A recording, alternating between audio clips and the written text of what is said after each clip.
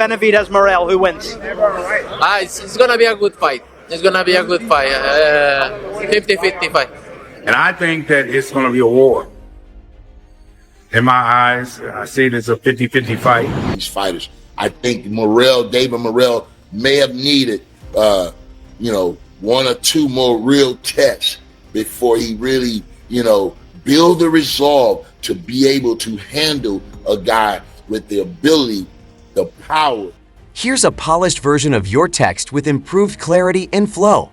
Boxing pros have shared their predictions for the highly anticipated fight between David Benavidez and David Morrell, set to take place this Saturday, February 1st, at the T-Mobile Arena in Las Vegas. Former world champion Shawn Porter favors Benavidez to overcome Morrell in their 12-round main event, citing Benavidez's greater experience in the professional ranks.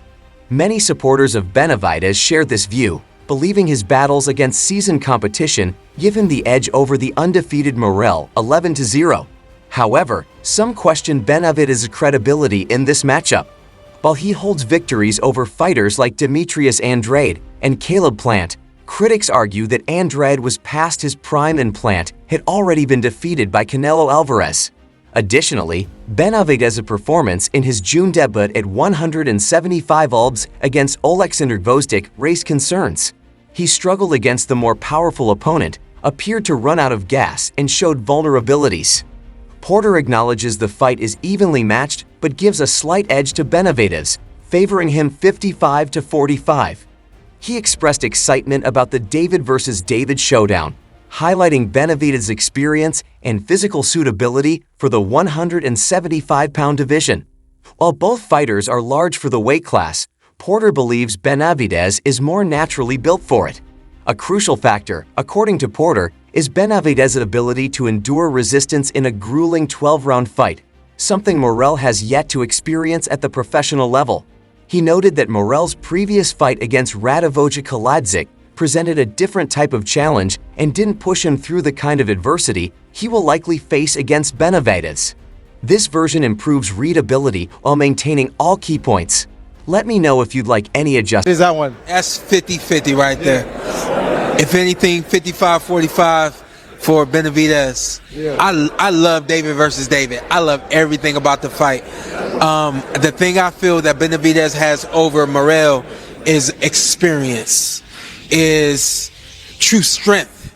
Both those guys are big guys, but I think Benavidez is more of the natural 175-pounder. Yeah, you're like, Morrell's such a high-level technical fighter, but Jose mentioned what you just mentioned, like they feel like the experience is going to eventually show through. Like, I don't know, take me into that, like how experience can trump like talent and technicality like that. You know what? The thing that I know for this fight, with when you are in a competitive fight that's gonna go 12 rounds, of course you're prepared for the 12. Here's a refined version of your text with improved clarity, structure, and flow. Shawn Porter believes David Morrell has yet to face an opponent who applies relentless pressure or matches the sheer size of a cruiserweight like David Benavidez. While Morrell dominated Radivojit Kaladzik in his light heavyweight debut on August 3rd last year, he wasn't forced onto the back foot the way Benavidez is expected to pressure him this Saturday. Kaladzik may have more single-punch power than Benavidez, but he didn't smother Morrell with non-stop volume like the Mexican monster intends to. However, if Benavidez charges forward recklessly, he could walk straight into Morrell's sharp counters or get folded by a well-placed body shot. Benavidez's 175-pound debut against Oleksandr Gvozdyk last June was even less convincing than Morrell's win over Kaladzik. Benavidez ran out of steam after 8 rounds and found himself in serious trouble in the 12th when Gvozdyk hurt him in the final 30 seconds. At that point, Benavidez was little more than a stationary target, absorbing a barrage of punishing combinations from the Ukrainian. Porter acknowledges that Benavidez can match Morrell in power and speed, while also being able to box effectively. He believes this level of resistance will test Morrell mentally, making the fight a roller coaster of adjustments. Unlike Benavidez, who has endured high-level challenges, Morrell has never been in such deep waters. The question remains, Can Benavidez go toe-to-toe with Morrell without hitting the canvas?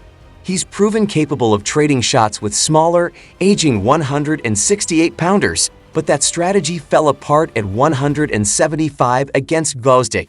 After getting rocked, Benavidez blamed his performance on an injured hand, an excuse that sounded more like damage control than reality. Benavidez's ability to absorb headshots is well documented, but his body remains a clear weak spot. His love for food often results in significant weight gain between fights, and like many fighters with a long torso, his midsection is vulnerable. Morrell, a precise body puncher, could exploit this weakness. When asked if Benavidez could finish Morrell in 6 rounds, as he did against the smaller and older Demetrius Andrade in November 2023, Porter was unsure. While he favors Benavidez, he speculated it might take 8 or 9 rounds, considering Morrell is bigger, stronger, and younger than Andrade. Porter described the fight as one where both men would face real resistance, making it an exciting matchup. Benavidez will struggle to secure a knockout without exposing himself to serious risks, either by getting stopped himself or being systematically outboxed. He cannot afford to approach this fight as he did against the aging super middleweights he dominated. His resume at 168 pounds, often compared to Edgar Berlanga's, remains relatively thin. Meanwhile, Canelo Alvarez admits he's torn on the winner of Saturday's showdown between Benavidez and Morrell. Both fighters have been linked to Canelo in the past, making this a fight he'll be watching closely. The odds makers favor Benavidez, but Alvarez sees the bout as a 50-50 contest.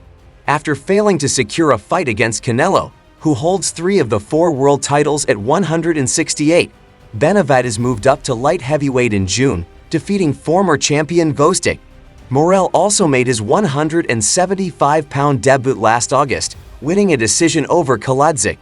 Andy Cruz, the 2020 Olympic gold medalist, predicts a knockout win for Morrell.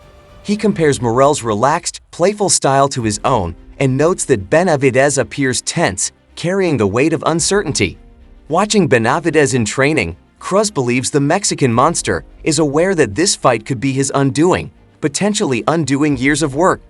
Benavidez never actively sought this fight and had avoided Morrell's callouts since 2022. For the past 5 years, he has made a name for himself by defeating older, smaller opponents past their prime. A showdown with Morrell threatens that streak, forcing him into the kind of challenge he has long sidestepped. Cruz believes Morrell is focused and ready to put on a spectacular performance, predicting not just a win but a knockout.